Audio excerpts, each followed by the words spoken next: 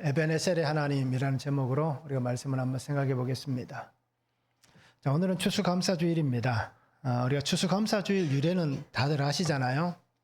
영국 청교도들이 1620년경 신앙의 자유를 찾아서 메이플라워를 타고 그 험한 해협을 건너서 미국으로 갑니다.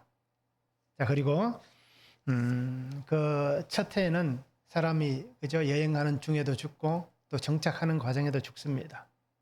그 1621년도에 인디언들이 건네준 옥수수 그 씨앗을 가지고 농사를 짓습니다. 인디언들의 도움으로 정착을 한 겁니다. 나중에는 그 지역 원주민인 인디언들을 몰아내기 위해서 엄청난 전쟁을 펼쳤지만 시작은 어떻습니까? 그들이 도와주었기 때문에 그들이 그 땅에 정착할 수 있었습니다. 근데 그들만 있었던 것은 아니잖아요. 인디언들도 부족별로 있었고 또 영국에서 온 청교도들이 있었고 또 그 외에 다른 나라에서 온 사람들도 존재를 했습니다. 그 지역에. 그런데 우리가 알듯이 이 추수감사주일에 대해서만 생각을 하면 이 청교도들에 의해서 이 추수감사주일이 우리에게 오늘 어떻게 보면 교회의 굉장히 큰 절기로 자리를 잡게 되었습니다. 우리로 따지면 명절이잖아요. 추석과 같은 겁니다. 미국인들에게 이 추수감사주일은 명절입니다.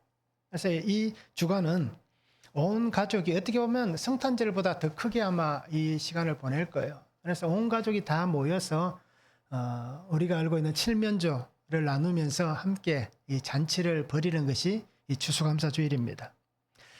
자, 근데 중요한 건 뭡니까? 한 해 동안의 감사를 하나님 앞에 드리는 겁니다. 그래서 우리가 농사를 짓는 분도 그냥 작은 우리 김상아 집사님 같은 경우는 취미는 아니지만 어떻게 보면 취미 같은 그 정도잖아요, 분량이. 그런데 다른 분들 어떻습니까? 정말 내가 주업으로 농사를 짓는 분은 우리 교회는 없잖아요. 그래서 아마 도시에 사시는 분들은 주업으로 농업을 하시는 분들은 아마 거의 없을 거예요. 자, 그래서 우리가 그러면 추수감사주일을 매년 보내는데 그럼 우리가 이 추수감사주일을 어떻게 보내야 되는가? 예전에 우리 믿음의 선배들도 농업을 하시는 분들은 한 해 동안 거두어들인 결실을 그런 어떻게 보면 11조잖아요. 그 한 해의 결실의 11조를 하나님 앞에 드렸습니다. 그래서 우리는 도시인들은 그러면 이 추수감사주일 어떻게 해야 되느냐?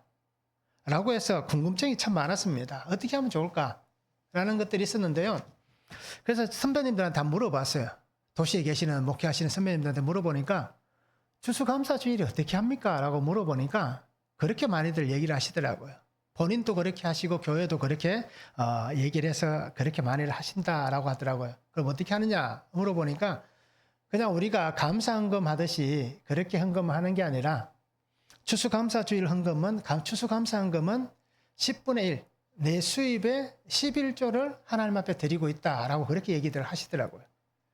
그러니까 생각해 보니까 어떻게 보면 좀 그것도 맞는 것 같아요. 그냥 우리가 일반 감사헌금을 드리듯이 그냥 똑같이 그렇게 드리는 것보다 아니면 다들 추수감사헌금을 드릴 때 저희 집도 마찬가지지만 조금 더 이렇게 해서 추수감사헌금을 드렸잖아요.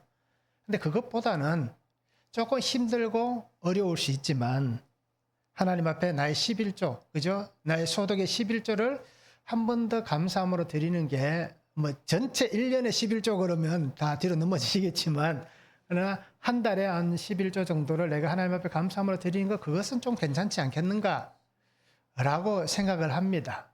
그래서 올해는 그렇게 못 하셨겠지만 내년부터는 우리가 추수감사주일에 그렇게 하면 좋지 않겠는가라고 싶습니다.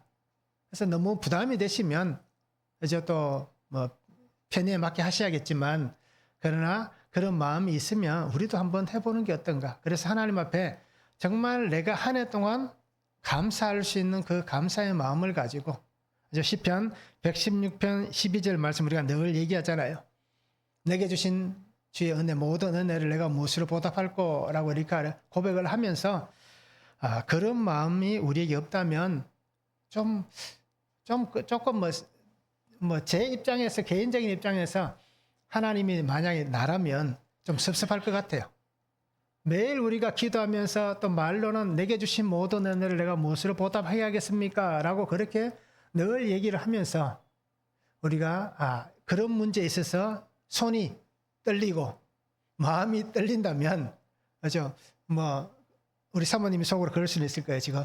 지가 안 하니까, 그죠? 자기가 안 하고 내가 다 하고 있으니까 자기는 편하게 얘기할 수 있겠지라고 말을 할 수 있을 거예요. 아마 그럴 수도 있습니다. 저는 왜냐하면 제 소관이 아니잖아요. 그래서 저는 좀 자유롭게 얘기할 수 있을 것 같아요. 그러나 실제적으로 우리가 삶을 사시는 분들은 그렇잖아요. 늘 빠듯하게 정해진 대로 그렇게 살아가기 때문에 우리가 갑자기 그렇게 또 11조를 한 번 더, 그 달에 10의 1조가 2번 되잖아요. 그러면 굉장히 부담스럽다는 걸 알 수가 있습니다. 그래서 오늘 이미 미리 추수감사주일에 드린 말씀 이유가 뭐겠습니까? 연초부터, 맞죠? 한 해 추수감사주일을 조금씩 준비하시기 바랍니다. 그러면 이제 큰 부담 없이 그렇게 아마 준비할 수 있지 않을까라고 생각을 합니다. 그래서 한 달에 3번 외식하던 거 2번만 하시고, 그죠? 3번 놀러 가시던 거 2번만 놀러 가시고, 그렇게 하시면서 조금씩 준비를 하면 한 해 동안 내가 하나님 앞에 정말 감사할 수 있는 그 시간들을 계속해서 준비해 나가잖아요. 그러면 추수감사주일에 드리는 헌금이, 예물이 그냥 그날 아니면 그 일주일 안에 준비해서 내놓는 게 아니라 한 해 동안 내가 하나님 앞에 준비하면서 드리는 예물이 되기 때문에 아마 어떻게 보면 우리의 어떤 더 정성과 더 마음이 그 속에 있지 않겠는가라고 생각을 합니다. 그래서 우리가 내년 추수감사주일에는 정말 내게 주신 모든 은혜를 내가 여호와께 무엇으로 보답할까? 라는 이 고백이 아름다운 고백으로 드려줄 수 있는 그런 우리의 모습이 되면 좋겠습니다. 형식이 아닙니다. 그죠? 예배도 그렇고 물질도 그렇고 모든 것이 형식이 아닙니다.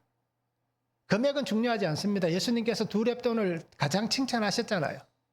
금액이 중요한 것은 아닙니다. 우리의 정성이, 우리의 마음이 중요합니다. 그렇게 준비되어지는 것이 더 중요하기 때문에 형식으로 드려지는 게 아니라, 이제 해마다 우리가 도시 성도들은 그렇잖아요.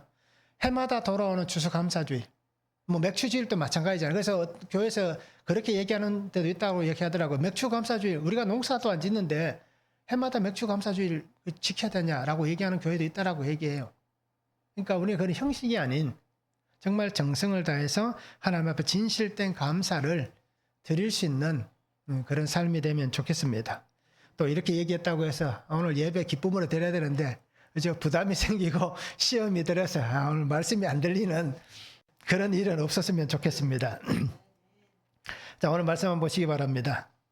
백성들은 사무엘의 명령대로 미스바에 모여서 금식하며 기도합니다.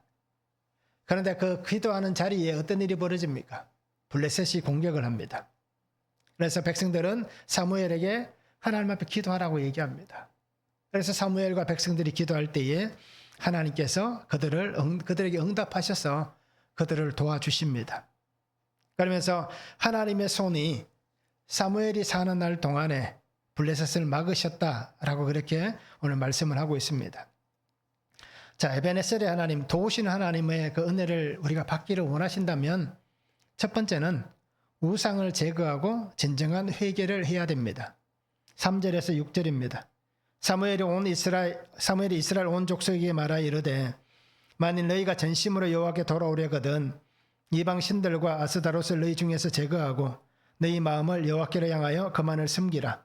그리하면 너희를 블레셋 사람의 손에서 건져내시리라. 이에 이스라엘 자손이 바알들과 아스다롯을 제거하고 여호와만 섬기니라. 사무엘이 이르되 온 이스라엘은 미스바로 모이라. 내가 너희를 위하여 여호와께 기도하리라 하매 그들이 미스바에 모여 물을 길어 여호와 앞에 붓고 그날 종일 금식하고 거기에서 이르되 우리가 여호와께 범죄하였나이다 하니라. 사무엘이 미스바에서 이스라엘 자손을 다스리니라. 자, 사무엘은 백성들에게 얘기합니다. 만일 너희가 전심으로 여호와께 돌아오려거든, 전심이라고 얘기를 하고 있습니다. 이방신을 제거해라. 아스다롯을 제거하라라고 얘기를 하고 있습니다. 그리고 하나님만 섬기라 라고 말씀합니다. 자, 우리가 이 말씀을 어디서 들어본 경험이 있지 않습니까? 어떻게 보면 이스라엘의 지도자이지만 사사로 보면 첫 번째 사사라고 얘기할 수 있는 누굽니까? 여호수아가 있잖아요. 여호수아가 마지막에 어떻게 합니까? 그가 이제 하나님 앞에 부르심을 받는 그 때가 되었을 때에 여호수아 마지막에 보면 나오잖아요. 나와 우리 가정은 오직 여호와만 섬기겠다. 근데 당신들이 혹시라도 애굽에서 섬겼던 신이라든지 또 이 가나안 땅에 들어와서 여러분들이 섬기고 있는 신을 섬겨라. 만일 그것이 여러분에게 좋게 보이거든, 좋게 여겨지거든, 하나님보다 그것이 여러분들에게 더 어떻게 보면 잘해준다라고 생각되면 그들을 섬겨라. 그러나 나와 우리 집은 오직 여호와만 섬기겠다. 그때 백성들이 뭐라고 얘기합니까? 우리도 당신과 같이 하나님만 섬기겠습니다 라고 고백합니다. 자, 그러고는 어떻습니까? 시간이 200년이 더 흘렀잖아요. 그러니 그 사이에 또 어떻게 됩니까? 수없이 많은 우상들이 그들의 삶 속에 자리를 잡고 있습니다. 이방신이라고 얘기하는 것은 아마 바알을 얘기할 거예요. 아스타롯은 어떤 신입니까? 가나안의 여신입니다. 풍요와 다산과 농경의 신이고 또 전쟁의 신이다라고 얘기합니다. 그래서 이 가나안 땅에 들어와서 이스라엘 백성들이 농경사회잖아요. 농사를 짓는 사회니까 이 가나안 땅에 거주하는 사람들이 하는 생활이 뭡니까? 농업입니다. 그런데 여호와는 어떻습니까? 야훼는 그죠? 전쟁의 신이잖아요. 어떻게 보면 광야, 목축의 신입니다. 그러니까 자신들이 볼 때는 하나님과 이곳에서의 어떤 성향이 맞지 않다고 생각하는 거예요. 왜요? 이곳은 농업을 하는 곳이기 때문에 하나님은 농사를 짓는 분이 아니다는 겁니다. 그러다 보니까 그곳에 정착하면서 가나안 땅에서 농경사회로 전환이 되잖아요. 그런데 그들이 자연스럽게 바알과 아세라를 따라가는 겁니다. 아스타롯을 따라가는 거예요. 왜요? 풍요, 다산, 농경의 신이기 때문에. 바로 그러한 삶의 환경이 있다는 겁니다. 그러니 오늘 지금 현재도 어떻습니까? 하나님을 섬기고는 있지만 그들 삶의 자리에는 무엇이 함께 있습니까? 바알과 아세라, 아스타롯, 이방신이 가득하다는 겁니다. 오늘 우리로 따지면 그렇습니다. 우리가 하나님을 섬기고 있지만 우리에게 뭐가 있습니까? 토속신앙적인 모습들이 우리에게 있잖아요. 또 우리는 유교 사회 아래에 있었잖아요.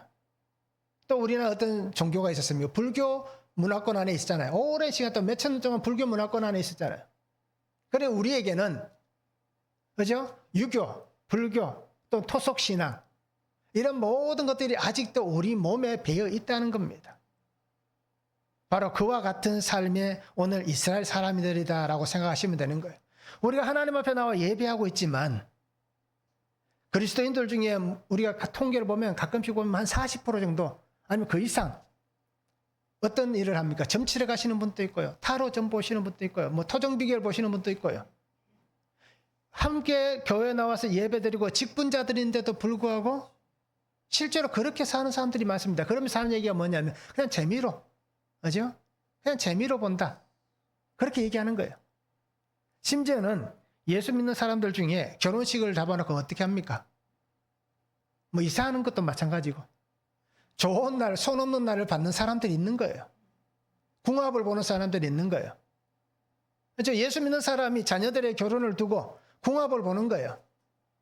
이게 올바른 방법은 아니잖아요. 바로 그런 사회의 삶을 우리가 살고 있다는 거예요.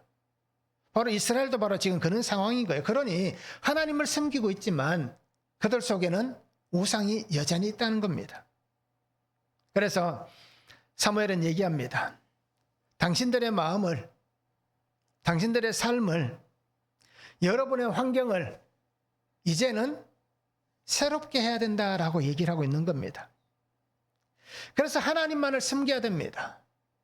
하나님 택한 백성으로서 하나님께서 택하신 그 삶, 택함 받은 자의 삶을 우리가 살아가야 합니다라고 백성들에게 요청을 합니다. 하나님께서 가장 싫어하는 게 뭡니까? 우상이라고 말씀하셨잖아요. 하나님의 백성이 하나님의 사람들로 살면서 하나님께서 가장 싫어하시는 것이 바로 이 우상인 겁니다. 그러니 아직 그들 삶 속에 남아있고 또 그렇게 행동하고 있는 이 우상을 제거해야 한다라는 겁니다. 우상 숭배는 영적 타락이 일어납니다. 우상 숭배는 성적 타락이 일어납니다. 바로 이 바알과 아세라, 아스다로스 섬기는 것은 그죠? 풍요, 다산, 이유가 뭡니까? 그들이 그곳에 신전에 가서 제사를 드리면서 실제로 그렇게 어떻습니까? 성교가 일어난다라고 얘기하잖아요. 그렇게 제사를 드리고 그렇게 성적인 문란이 일어난다라고 얘기해요. 그러니 영적 타락이 일어날 수밖에 없고 성적 타락이 일어날 수밖에 없습니다. 그러면서 삶이 훼손되고 믿음의 정체성이 훼손되는 겁니다. 그러니 하나님께서 뭐라고 얘기합니까? 그것의 마음을 빼앗겨서는 안 된다. 그런 삶을 살아서는 안 된다라는 겁니다. 결국 그렇게 되면 하나님과의 관계가 파괴되는 겁니다. 돌이킬 수 없는, 이제는 다시는 돌아갈 수 없는 그 관계 악화가 일어날 수밖에 없다라는 겁니다. 사람들의 관계도 마찬가지잖아요.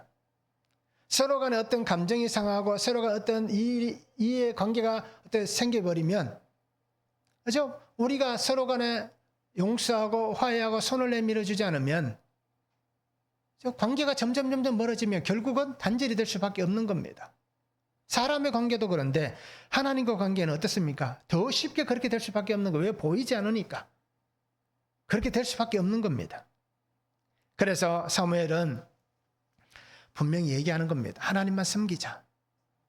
그러면 지금 이스라엘의 상황은 어떻습니까? 현실이 어떻습니까? 전쟁 때문에 언약궤를 빼앗겼잖아요.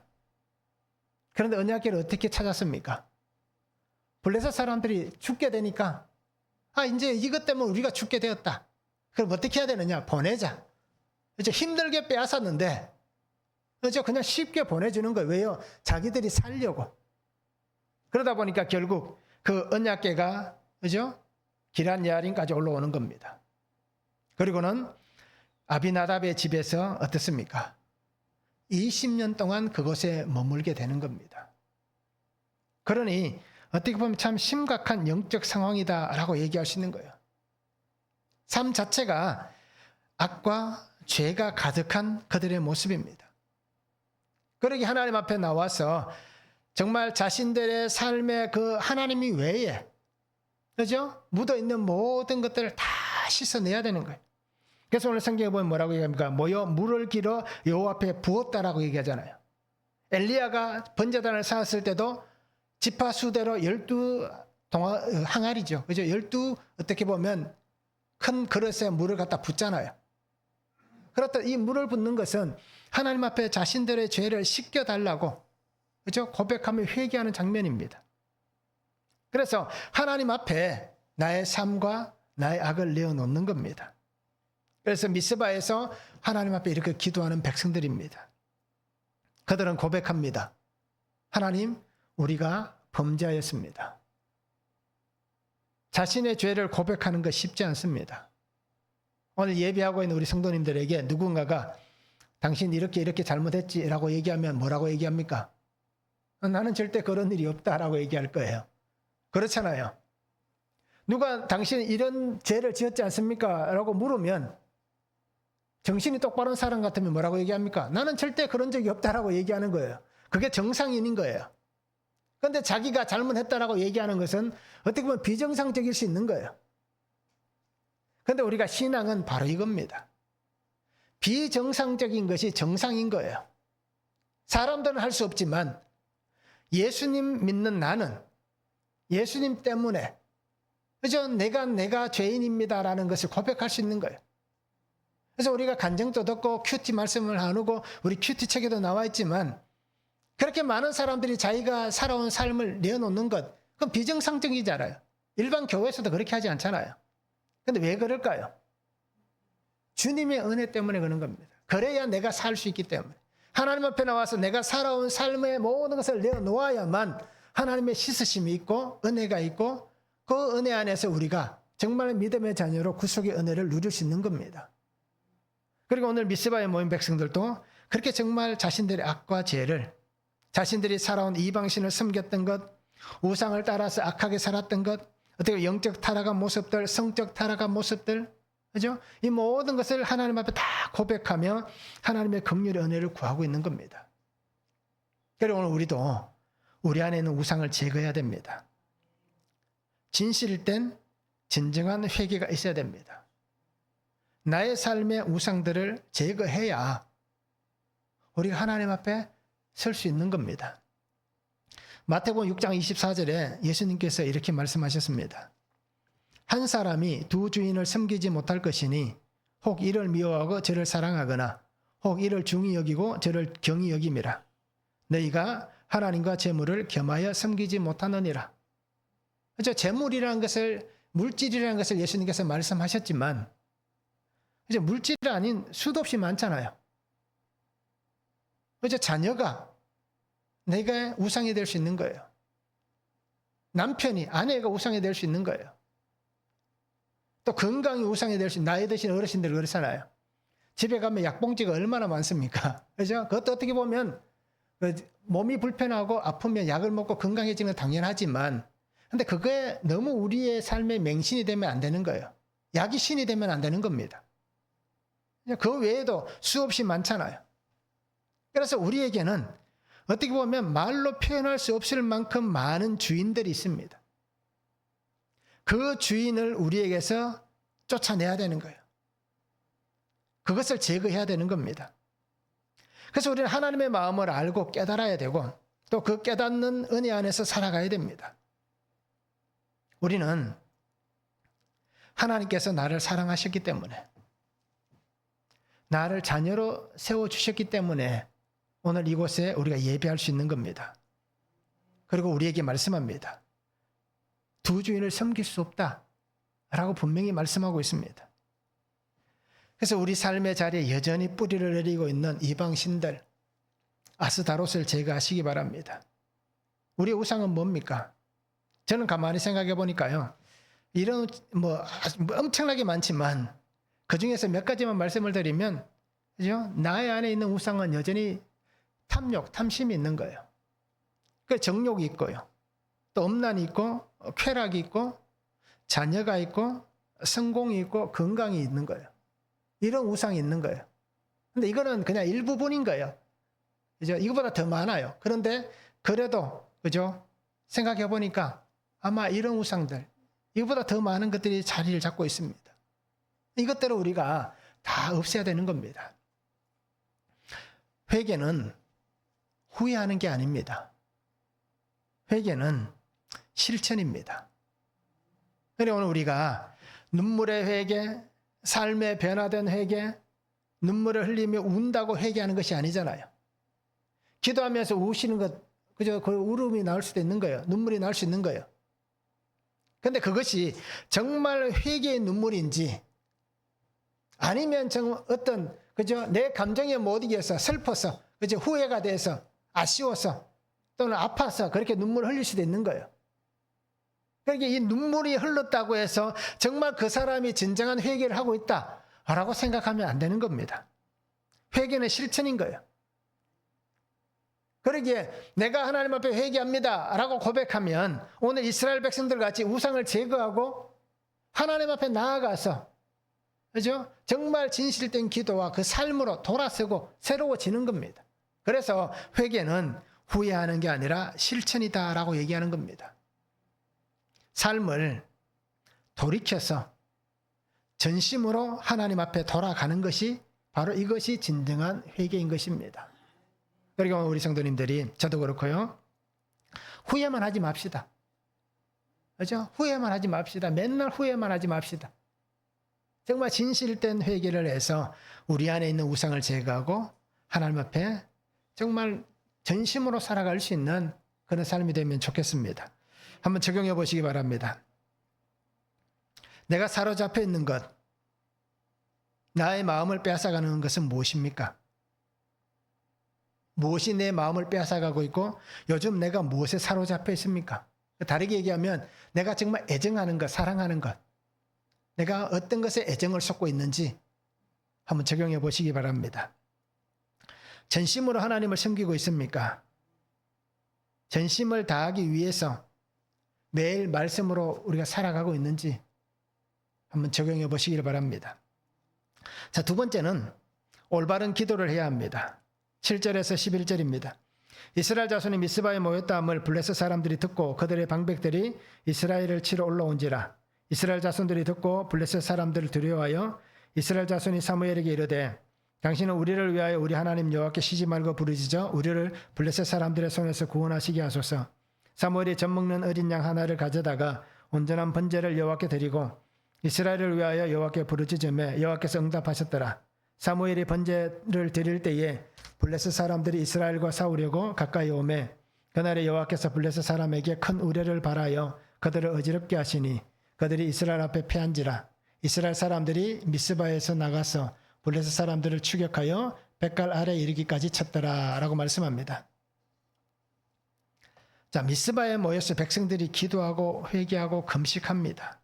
아주 말씀드렸듯이 물을 붓고 하나님 앞에 그렇게 기도하는 거예요.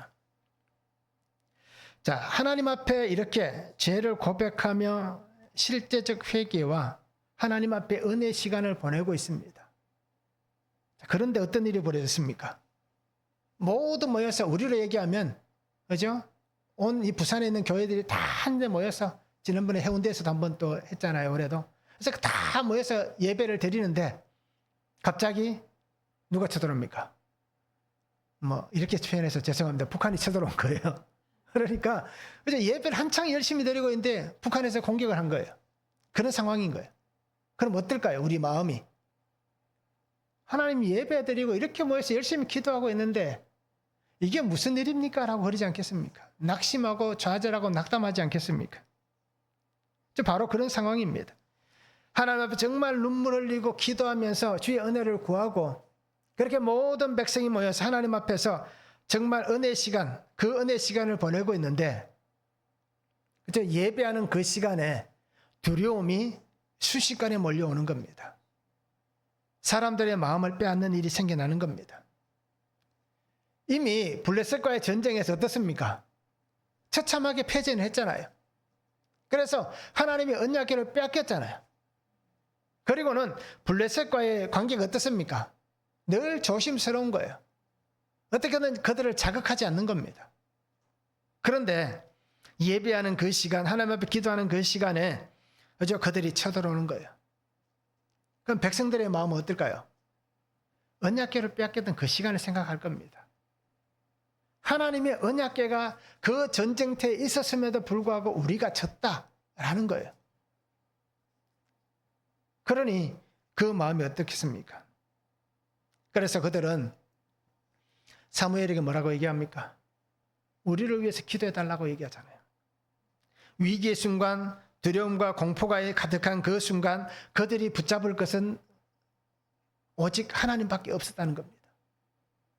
이미 전쟁에서 피했던 그 경험과 또 자신들이 아무리 힘을 내봐야 안 된다는 것을 알고 있는 거예요. 그 이유는 아주 간단합니다. 왜 블레셋과의 전쟁에서 이스라엘이 그렇게 패전할 수밖에 없느냐? 바로 그들이 사용하고 있는 문화가 다르고 문명이 다르기 때문입니다. 블레셋은 그 당시에 철기 문화였습니다. 그러니 칼이 뭡니까? 화살이 다 철로 만든 거예요. 그런데 이스라엘은 어떤 문화입니까? 아직도 청동기 문명인 거예요. 그러니까 칼을 휘둘러도 어떻습니까? 칼이 쉽게 망가지는 거예요. 철과 청동이 붙으면 누가 이깁니까? 철이 이기잖아요. 그러니 어떻게 보면 시대적 상황도 그렇고, 그러니까 우리가 붙어봐야 안 된다는 것을 너무 잘 아는 거예요. 그들 속에 있는 그 두려움으로 하나님 앞에 기도하는 거예요. 오직 주님밖에 없다는 겁니다. 더 이상 우리에게 저들과 싸워서 이길 수 있는 방법은 없습니다. 그러니 하나님께서 우리를 도와달라라고 그렇게 붙잡고 있습니다. 그래서 한 마음으로 하나님 앞에 구할 때에 하나님께서 어떻게 하십니까? 하나님이 치신 우레를 통해서 블레셋을 치십니다. 그러니 이 전쟁은 누구의 전쟁이었습니까? 이제 하나님께서 하시는 전쟁이 된 거예요. 언약궤를 빼앗겼던 그때의 전쟁은 하나님의 전쟁이 아니었습니다. 지금이 하나님의 전쟁인 거예요. 그래서 블레셋을 하나님께 치시는 겁니다. 하나님의 역사하시는 그 손길, 하나님의 도우시는 그 손길의 은혜는 온전함으로 하나님 앞에 예배하고 정말 하나님을 붙잡는 그 순간에 하나님께서 주시는 은혜의 순간인 겁니다. 기도는 하나님의 뜻을 구하는 것입니다. 기도는 하나님께서 하실 일을 구하는 것입니다. 기도는 하나님의 영광을 선포하는 것입니다. 그러게 우리가 기도를 하고 있지만 내가 할 수 있다고 여기면 이렇게 기도하고 있지만 이렇게 누군가가 도와주면 될 것 같은 그러한 다른 생각들이 우리의 기도에 있으면 그 기도의 응답은 일어나지 않습니다. 하나님께서 다른 손길을 통해서 도와주실 수도 있고 하나님께서 다른 방법을 통해서 역사하실 수도 있는 것은 하나님의 방법입니다. 그런데 그 방법을 내가 그렇게 찾고 있다면 우리의 기도의 응답은 없는 겁니다. 왜요? 하나님이 아니라도 그렇게 할 수 있다고 여기면 기도의 응답이라고 얘기하지만 결국 뭐라고 생각하겠습니까? 자기 의로 여기는 겁니다. 우리가 함께 힘을 모으니까 이렇게 되더라라는 공동체의 의로 여기는 겁니다. 그런 것들에게 하나님께서 역사하실 이유가 뭐가 있겠습니까? 그냥 둬도 자기들끼리 잘하는데 하나님께서 굳이 그곳에 하실 일이 뭐가 있겠습니까? 그리고 오늘 우리는 하나님의 뜻을 구하고 하나님의 하실 일을 구하고 하나님의 영광을 선포하는 그런 기도를 할 수 있는 성도가 되면 좋겠습니다. 그래서 기도함으로 행하실 일들을 구하시기 바랍니다. 그래서 함께 주의 일을 하나님이 하실 일을 우리에게 보여주시고 하나님 그 하실 일을 나타내실 때 우리는 함께 그 일을 이루어 가는 것입니다. 이것이 오늘 우리가 그리스도인 된 삶의 모습입니다. 그래서 우리가 예레미야 29장 12절에도 말씀하잖아요. 우리가 기도하면 하나님께서 그 기도를 들을 것이다라고 말씀하잖아요. 마가복음 11장 24절에도 분명히 얘기하잖아요. 무엇이든지 구하면 그렇죠? 너희가 받은 줄로 믿으라라고 얘기하잖아요. 에베소서 6장 18절도 뭐라고 얘기합니까? 모든 기도와 간구를 하되 항상 성령 안에서 기도하고라고 말씀합니다. 그러니까 우리는 기도를 이렇게 해야 되는 겁니다. 하나님의 뜻을 구하고 하나님의 하실 일을 구하고 또 하나님의 영광을 선포하는 것이 기도가 되어야 되는 겁니다. 그런 은혜 안에 우리가 살아갈 수 있기를 원합니다. 그래서 우리가 기도할 때에 저도 이런 기도를 많이 했습니다. 따지고 보니까요, 다 나를 위한 기도입니다. 나의 삶을 위한 기도고요. 나의 평안과 가족의 평안과 그저 자녀들의 내일과 모든 것들이 따지고 보니까 다 나를 위한 거고 나와 관련된 것만 구하는 거예요. 결국 이건 어떤 기도입니까? 그냥 기복적인 기도인 거예요. 우리가 그렇게 많이 하지 않습니까? 하나님 이렇게 해주시면 내가 하겠습니다. 그것도 기복이잖아요. 주시지 않으면 안 하겠다는 얘기잖아요. 그래서 우리의 기도가 바뀌어야 되는 겁니다. 정말 하나님이 기뻐하시는, 그래서 예수님이 하신 말씀같이 아버지의 뜻을 구하는 그런 기도를 할 수 있는 성도가 되면 좋겠습니다. 그래서 주님의 기도가 그런 기도였습니다. 십자가에 죽으시면서 가상칠언 선포하셨잖아요. 그 기도가 어떤 기도입니까? 자기를 희생하면서 죽는 그 순간에도 자기를 위해서 구한 것이 하나도 없습니다. 누구를 위해서 구했습니까? 다 나를 위해서, 우리 성도님들을 위해서, 하나님이 만든 이 세계를 위해서 구하신 것밖에 없습니다. 그들을 구원해달라고, 그들을 살려달라고, 그들을 위해서 하나님의 뜻을 이루어달라고 그렇게 기도하셨던 것입니다. 그리고 우리도 이 주님의 마음을 닮은 기도의 사람들이 되면 좋겠습니다. 한번 적용해 보시기 바랍니다. 나는 무엇을 위해서 늘 기도합니까? 나의 기도의 주된 주제는 뭡니까? 나는 오늘도 무엇을 달라고 했습니까? 그렇잖아요. 기도, 우리 우스갯소리 그런 얘기 많이 하잖아요. 하나님이 들으면 맨날 달라 소리밖에 안 들린다고. 그렇죠? 교회마다 달라 성도밖에 없다고. 그런 얘기들을 많이 하잖아요. 나의 기도의 주체가 뭔지 우리가 한번 적용해 보시기 바랍니다. 나에게 원하시는 하나님의 뜻을 구하는 기도는 무엇입니까? 정말 하나님께서 내게 원하신 뜻이 무엇인지를 우리가 기도하고 있는지, 그게 뭔지. 그죠? 예수님의 어떤 지상 명령, 그것이 어떻게 보면 가장 큰 주제잖아요. 우리에게 하나님 뜻을 구하는. 그것을 통해서 정말 내가 무엇을 기도하기를 원하시는지 우리가 한번 적용해 보시면 좋겠습니다. 자, 세 번째는 하나님의 도우시는 손에 은혜를 누리게 하십니다. 12절에서 17절입니다. 사무엘이 돌을 취하여 미스바와 센사에 세워 이르되 여호와께서 여기까지 우리를 도우셨다 하고 그 이름을 에벤에셀이라 하니라. 이에 블레셋 사람들이 굴복하여 다시는 이스라엘 지역 안에 들어오지 못하였으며 여호와의 손이 사무엘이 사는 날 동안에 블레셋 사람을 막으심에 블레셋 사람들이 이스라엘에게서 빼앗았던 성읍이 에그론부터 가드까지 이스라엘에게 회복되니 이스라엘이 그 사방 지역을 블레셋 사람들의 손에서 도로 찾았고 또 이스라엘과 아모리 사람 사이에 평화가 있었더라. 사무엘이 사는 날 동안에 이스라엘을 다스렸으되 해마다 베델과 길갈과 미스바로 순회하여 그 모든 곳에서 이스라엘을 다스렸고 라마로 돌아왔으니 이는 거기에 자기 집이 있음이니라. 거기서도 이스라엘을 다스렸으며 또 거기에 여호와를 위하여 제단을 쌓았더라. 자, 하나님께서 승리케 하셨습니다. 그 승리를 사무엘과 백성들을 통하여서 하나님의 영광을 받으신 겁니다. 그래서 사무엘이 하나님의 승리를 선포하는 그 어떤 예배 또 그러한 정표를 세우는데 그것을 오늘 에벤에셀이라는 단어를 쓰고 있습니다. 하나님이 세운 도움의 돌. 그죠? 여기까지 하나님 도우셨다. 표준세번역에 이렇게 얘기합니다.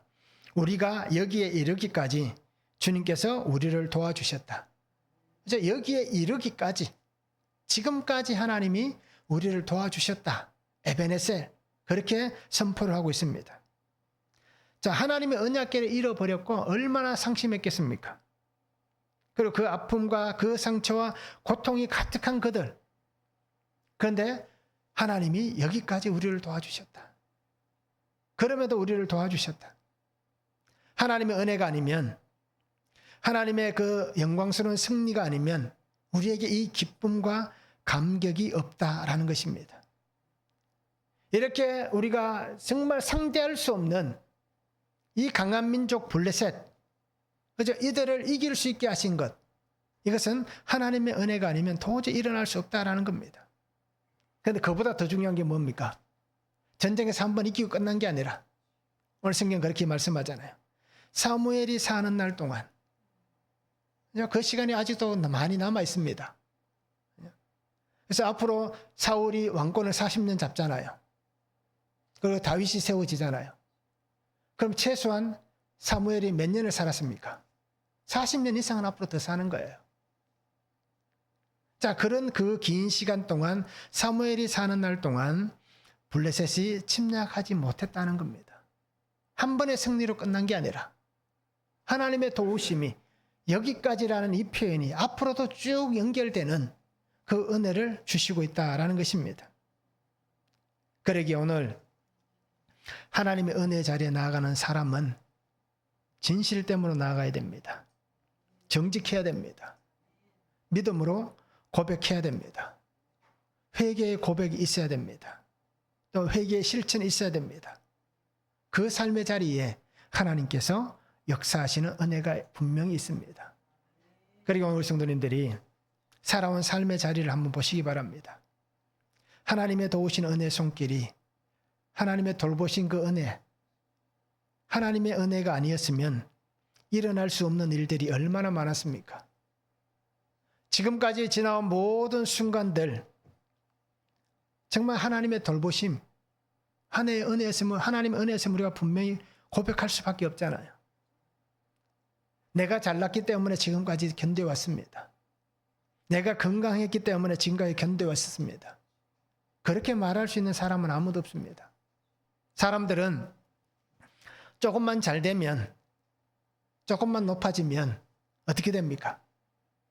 조금만 더 높은 직책에 올라가면, 제가 가끔씩 말씀을 드렸잖아요. 목사님들도 교회가 커지면 어떻게 됩니까? 목이 뻣뻣해지는 거예요. 어깨가 굳어지는 겁니다. 허리가 똑바로 펴져 있습니다. 절대 허리가 안 굽어집니다. 그러면 그죠? 사람은 다 똑같잖아요. 어제 작은 슈퍼를 하시던 분이 오늘 갑자기 대형마트를 하게 되면 어떻게 될까요? 같은 사장이지만 차원이 다른 사장이잖아요.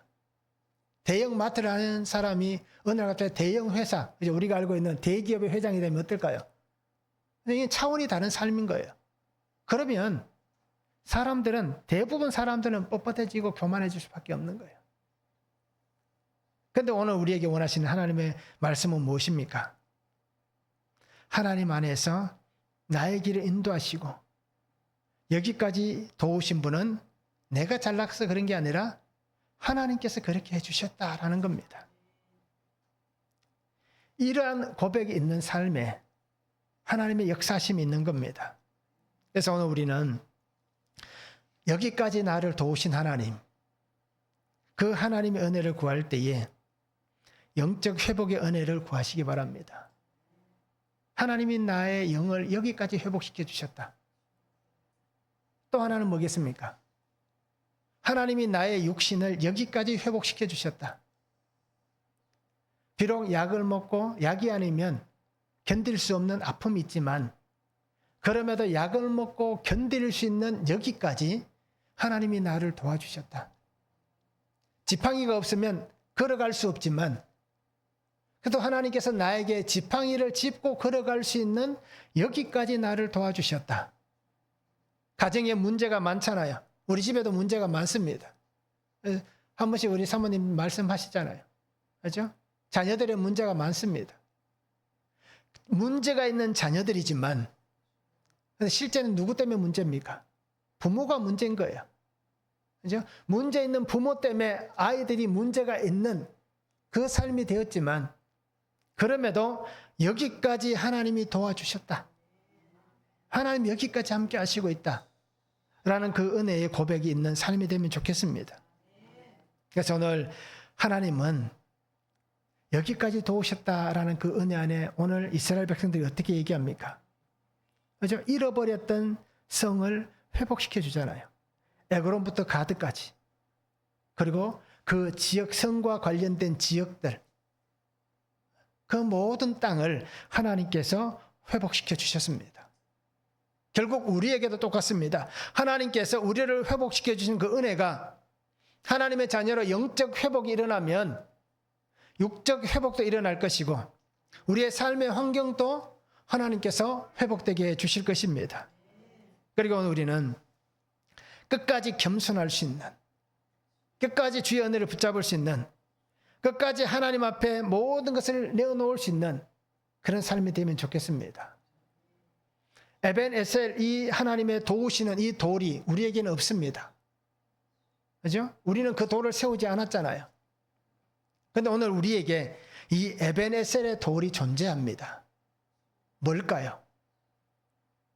하나님과 나 사이에 세워진 이 에벤에셀의 돌은 예수 그리스도의 십자가입니다. 예수님의 십자가가 오늘 나를 여기까지 도우셨던 그 은혜의 십자가입니다.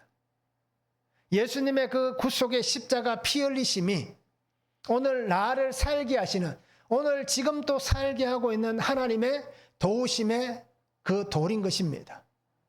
그리고 이 에베네셀의 하나님이 오늘 나에게 이 십자가, 예수 그리스도의 이 십자가를 통하여서 내게 하나님이 놀라운 은혜를 세워 놓으신 것입니다. 그러게 지금 우리의 눈에는, 그죠? 이 미스바에 있는 에베네셀의 돌은 우리에겐 보이지 않습니다.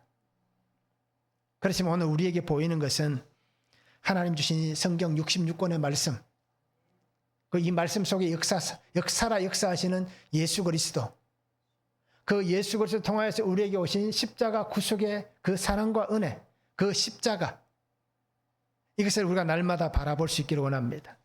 그래서 우리가 매일 말씀을 묵상해야 되는 이유가 바로 여기 있는 거예요. 매일 큐티를 해야 되는 이유가 바로 이건 겁니다. 하나님의 이 도우심, 오늘 여기까지 나를 도와주시는 하나님의 이 은혜를 우리가 누리려면 말씀을 보아야 되는 거예요. 오늘 우리 큐티 말씀 뭡니까?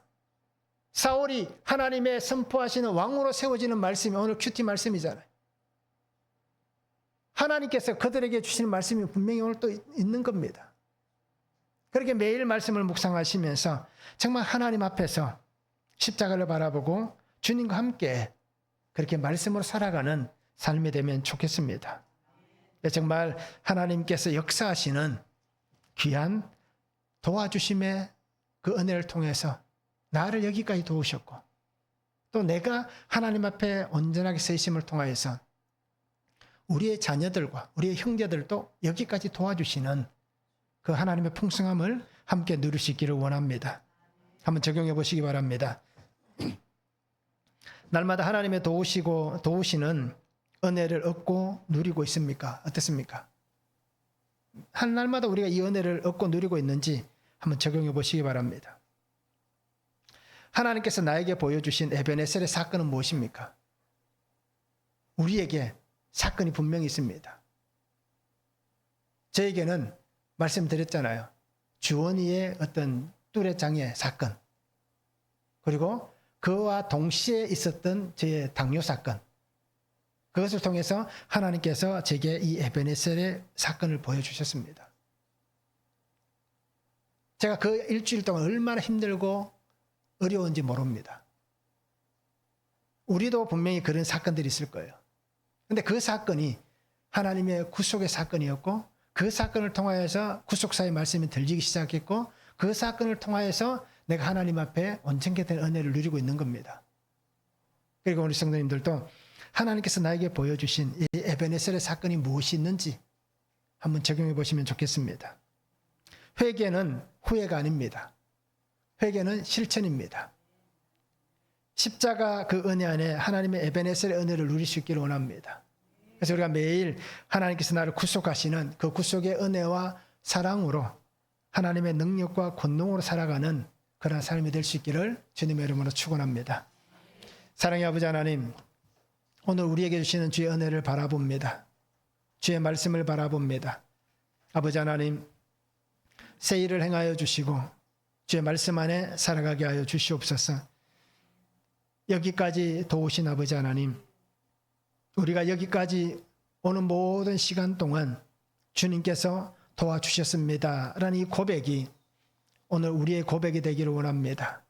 나의 고백이 되기를 원합니다. 그 고백 앞에 나아가며 하나님, 나의 속에 있는 모든 우상과 죄와 악을 제거하게 하시고 하나님 앞에서 진실되고 정직한 자로, 하나님이 기뻐하시는 거룩한 자로 변화된 새 사람으로 하나님 앞에 있게 하여 주시고, 또 하나님의 그 말씀 안에서 우리의 삶의 자리에서 예수 그리스도의 이 십자가 구속의 은혜와 능력을 선포하며 그 믿음으로 살아가는 삶이 되도록 아버지 도우시고 역사하여 주시옵소서. 함께 하실 주님을 기대하며 예수 그리스도의 이름으로 기도하옵나이다. 아멘.